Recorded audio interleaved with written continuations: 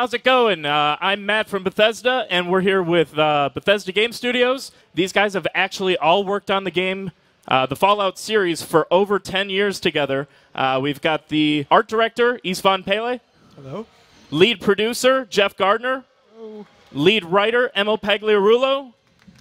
And you guys don't need to welcome, or you know who he is. Yeah, let's welcome him. Here's Todd Howard, the game director of Fallout 4. So the game was announced about 2 weeks ago. We showed it at the showcase at E3. How are you guys coming along with the game?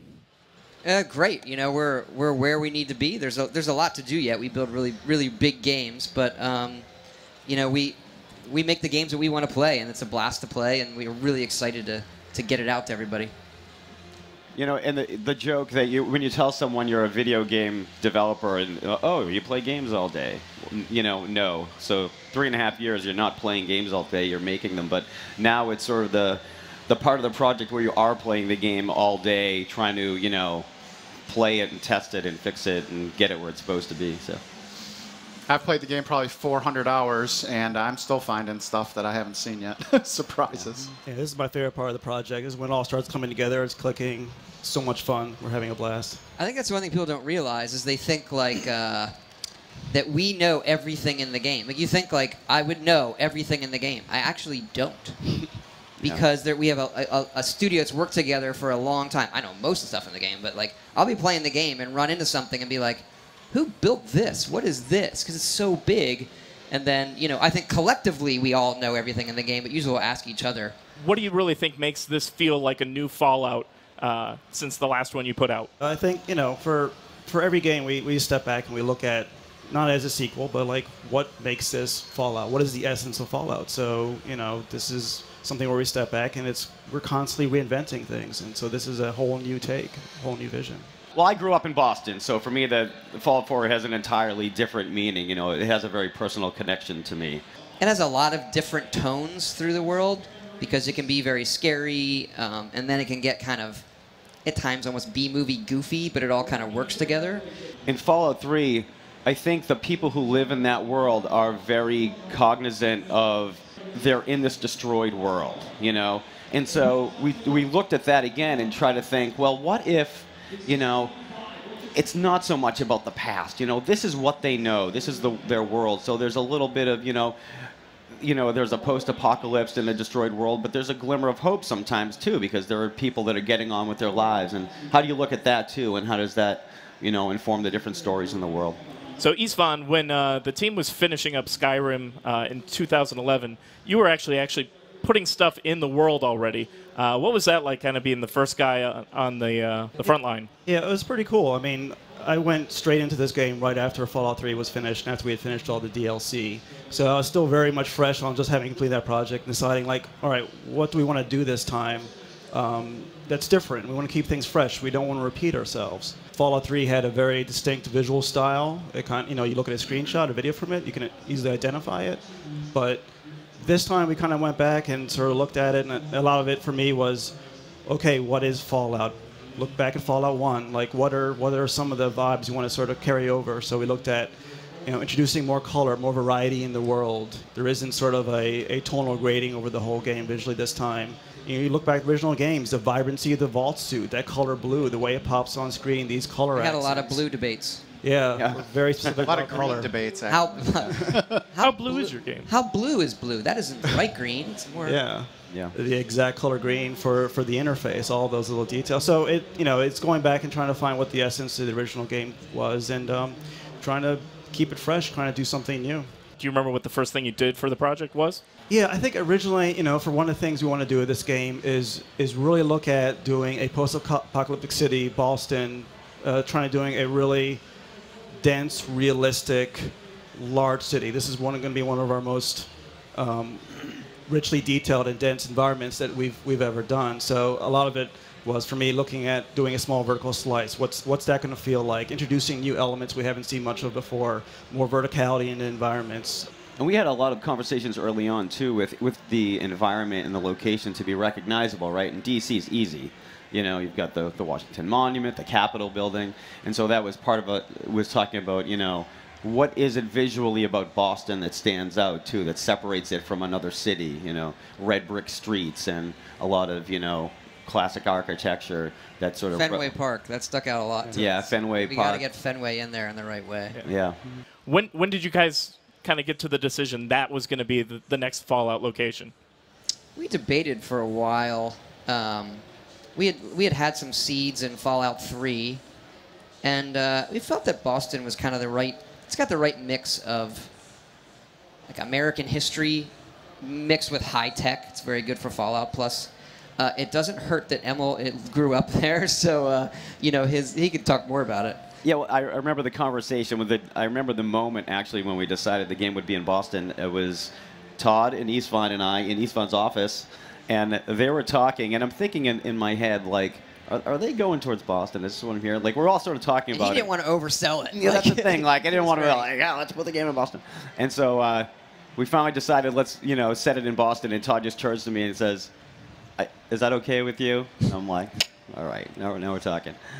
Yeah. As a developer, as a designer, and you're making the game, Boston, they call Boston America's walking city.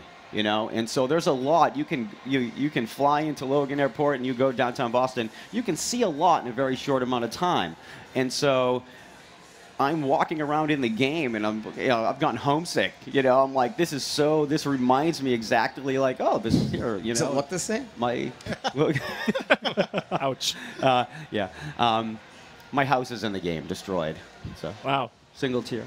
It's also a very visually intriguing environment too, because Boston has so much character. It's got a very specific look to it, all the red brick and whatnot, and introducing the fall elements to that visually in terms of like the high tech, the skyscrapers, the more futurism, blending the futurism with sort of the historical colonial quality to it. That was very exciting to try to figure that out. So you created a ton of work for this. I think we've got some footage of actually the concept art that went into creating all this. So Todd, I think you go into this that it's every little detail in the game is important, even from every monitor in the game. We always say that. I think it's hard for people who play our games to, wish they could be a fly on the wall in the office sometimes and see just how obsessive we get over all the details. And we're not showing all the concept art here. We just possibly, we can't. But the lights there really are. I really like those images because it's almost symbolic to this like obsession with like, what are the labels on these blinky lights and like on every computer in this area, because someone, we like people to be able to stick their noses in it, and so, despite it being like, and again, a lot of times our stuff maybe everything feels really grand, but we're also a first-person game. Yeah. So we need to hold up at both scales that you can stick your nose in it. Credit to our artists. They are amazing. Yeah, our concept artists are fantastic, and because of the unique nature of Fallout, like everything has to be designed. Every vehicle, every prop in the world, the architecture. There's so much we have to draw to cover for artists to build them. And you see a fraction of it here. I almost think this video may even do a better job than the footage we put out of showing you the different styles and palettes of what you're going to see in the game world.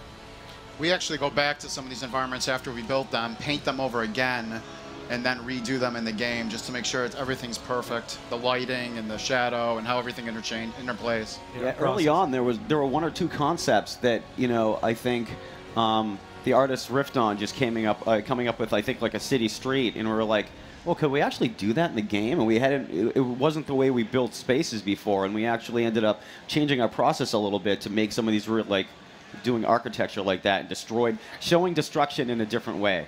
And the big thing we do, and this was tricky with what Istvan was building originally, is that we have a lot more non-loading space because it's all destroyed. So it's harder to do like, here's a big castle gate and you click it. So like, we wanted these really crenulated buildings and with the light coming through it, and so the concept artist could draw really crazy stuff like that. And with the new consoles and the memory and the tech, we're able to build these things where it's a lot more free-flowing. Particularly, downtown was the biggest struggle technically to get going at the detail level we wanted. The building of settlements and the weapon customization, that seems pretty crazy and ambitious for you guys. I think we have some footage of that right here. So did Did Hearthfire play a big part into this from Skyrim, or was it just something you wanted to do all along? I wouldn't say. We do a little bit of this in all the games we do. So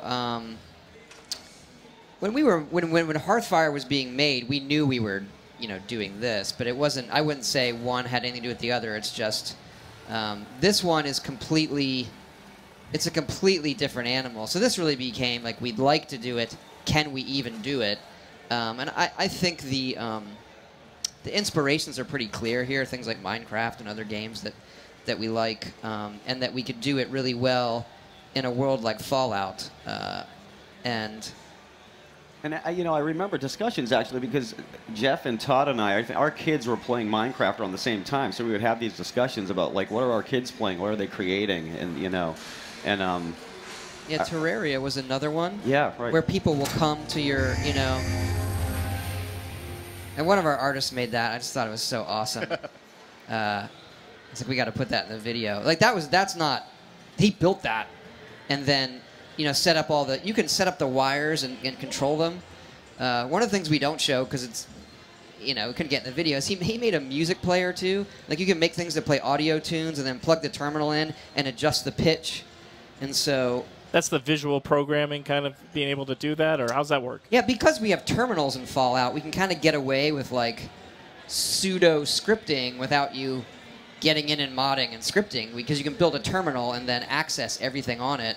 And so as the artists and the other designers make new things, they give them properties, and those properties will feed back to the terminal, and you can see those.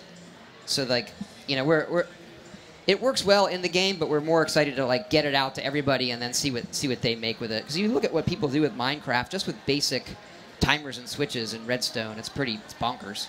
So working on the project, Jeff, does it feel like you're a parent or an overseer making sure all this stuff's getting done to hit the release date?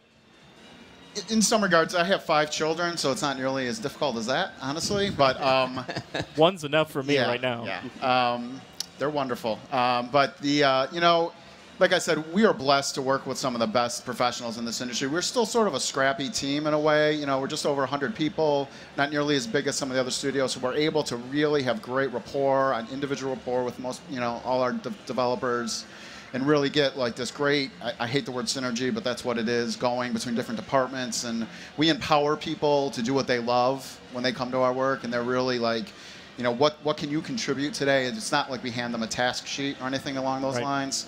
We find surprises all the time in the game, and those are generally, for us, some of the best things in the game. Like, we've been working together, for 10 years on the Fallout series, right? But that's representative of the company, too. Like, most of the people at Bethesda have been there for a long time, so we've worked. A lot of people, most of the people on the team, we've been working with them for years, so you get to know them. There's a certain flow and energy, and and just how they work.